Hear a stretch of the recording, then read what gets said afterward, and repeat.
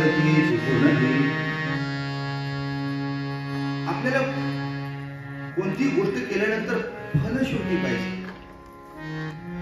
आपण सत्यनारायणाची महापूजा घालतो, पूजा घालतो, ते भटजी सांगतात फलश्रुती. अभिषेक करतो फलश्रुती.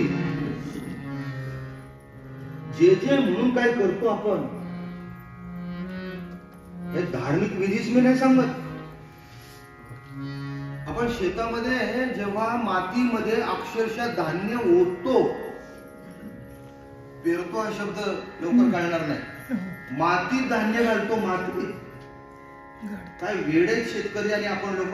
मातीत कोण घालू, पण मातीत धान्य घालतो आणि 2 महिने 3 महिने 4 महिने वाढ बघतो.